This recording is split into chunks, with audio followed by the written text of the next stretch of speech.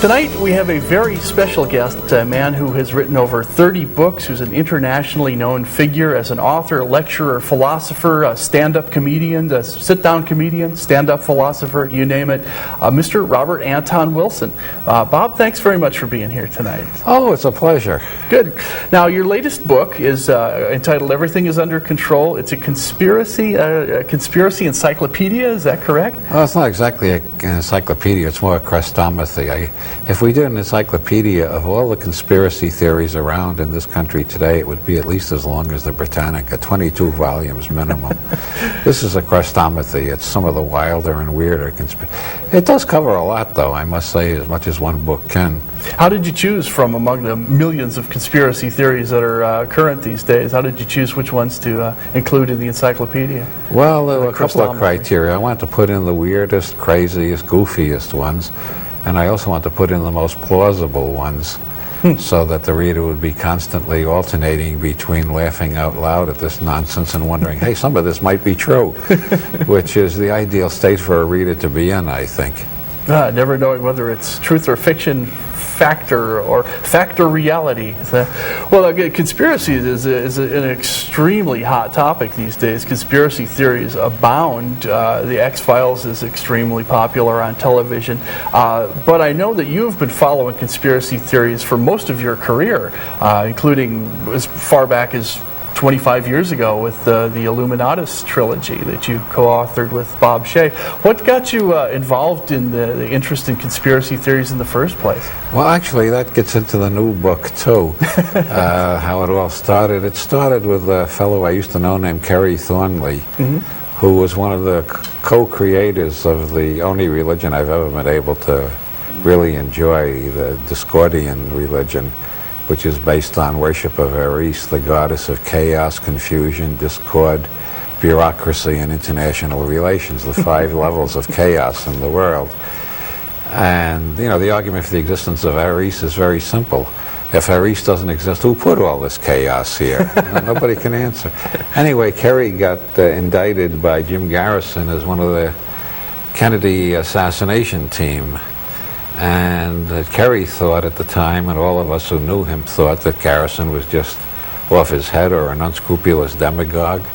And then, to our great astonishment, a couple of years later, Kerry announced that he thought it was true, that while he was in the Marines, he thinks he remembers that he volunteered for an experiment, and he thinks they gave him drugs and brainwashed him and turned him into a zombie like the Manchurian Candidate. So he was part of the Kennedy assassination, but he didn't know it. He has some memories come back now and then. Was he one of the fake Oswalds that were? That was one theory. That was one of the theories Garrison promoted. Kerry met a guy in a bar in New Orleans who he thinks was E. Howard Hunt, who told him he was writing a book called Hitler Was a Good Guy. He doesn't remember anything else of that conversation. He met David Ferry once, another of the leading suspect. He doesn't remember that conversation. He was living 2 blocks from Oswald, whom he knew in the Marines, and he never met him all those months. They were living 2 blocks apart. So Kerry thinks his memory has been tampered with. And at one point he thought I was his CIA babysitter. Then you really involve the conspiracy theory when you got a friend who's accused of being an assassin and he's accusing you of being the CIA mastermind. So you can't ignore the subject after that. That's how I came to write Illuminatus, and after that I can never completely, although I've written on dozens of other subjects, and I hate to be identified with conspiracy theory because I have so many other things that I think are more important that I've written about. But I can't leave it alone entirely because every week in the mail I get tons of stuff by people who've read Illuminatus and want me to be informed about the latest conspiracy that they've just discovered. So I can't get out of the conspiracy field entirely. Well, what is it about the human psyche that seems to be drawn towards these conspiracy theories? Is it some love of the unknown, or some idea that there may be forces out there that are controlling our destiny? Well, I think there are 3 factors. A, nobody likes to take the blame for their own problems, so they look for somebody else to blame. And if you can find a big enough group, you've explained everything in your life that doesn't work. That's the parental conspiracy theory. Yeah, it's not your fault. It's the fault. If it's not your fault or your parents, it's the Jesuits, the Freemasons, the Jews, the Bilderbergers, the Council on Foreign Relations, you got a wide choice to pick who to blame. Rich white man. Yeah, as long as you don't have to blame yourself. That's one motive, and another motive is that we are living in very weird times. The world is changing faster and faster, which I think is due to the acceleration of information flow in the modern world. Information is increasing, and the transmission of information is going faster and faster due to internet and the whole computer revolution, which means that most people are living in a world they can't understand. And when people can't understand something, they tend to go for sinister explanations of it. Somebody is manipulating things in a way I don't like. That's the way people feel when things change too fast and they can't understand it. And the third reason is, of course, that there are lots of conspiracies around. You're supposed to be a nut if you think about conspiracies, unless you're a district attorney. Then you can bring in 20 people into the court and charge them under the RICO law with conspiracy, even if they never met one another. And, I mean, the government does recognize conspiracies. Every government does. There are laws against conspiracy. And conspiracies do exist. The question is, do any really big ones exist, such as the ones imagined in the more extravagant conspiracy theories? Now, it's interesting that you should bring up that this may be a modern phenomena, because if you go back through history, as you do in the encyclopedia, there have always been conspiracy theories. Was it Ishmael Reed, the novelist, who said the history of the world is the history of the war between secret societies? Yes, I like that quote quite a bit because there's a certain element of truth in it, but it's just bizarre enough to make people sit up and say, "What?"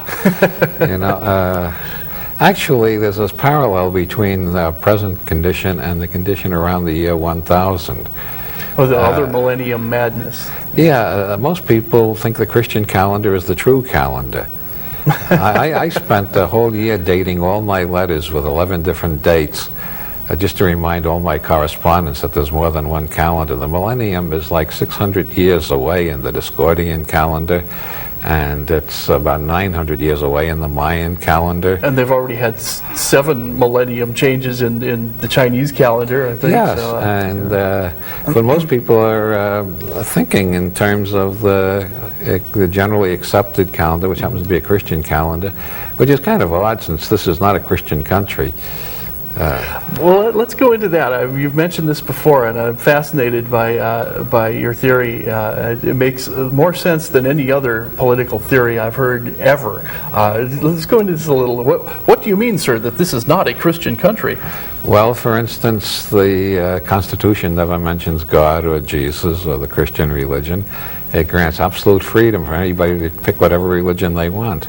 Mentions nature and nature's God. That's in the Declaration of Independence. Oh, okay, all right. And nature's God was a term used by the philosophers of the 18th century to signify an abstract deity who created the world, but has nothing in common with the Christian God, the Jewish God, the Muslim God, the Hindu gods, or any other religious figure. This was a philosophical concept that Jefferson invoked, not a deity that people tried to bribe and get favors from. The deists, who were the dominant party behind our Constitution, the deists believed there was a God, but God did not do favors and could not be bribed, which knocks the bottom out of all organized religion. Because all organized religion consists of techniques of how to bribe, cajole, or otherwise get favors out of the deity. Sounds like Jim Morrison's line, "You cannot petition the Lord with a prayer." So. Well, that's exactly what all the founding fathers thought. I forgot what I was going to add to that, so ask another question. Oh, I'm sorry. I shouldn't have interrupted you. This is not a Christian country, and I know you had more... George Washington, for instance, never used the word God in any of his public speeches or any of his private writings. He did use the word providence, which is a concept that deists share with the Orthodox. But when Washington used the word providence, if he had to use a pronoun afterwards, he always varied between he, she, and it, just to show that he didn't believe in any anthropomorphic. The idea of a God with a penis has always seemed hilarious to me.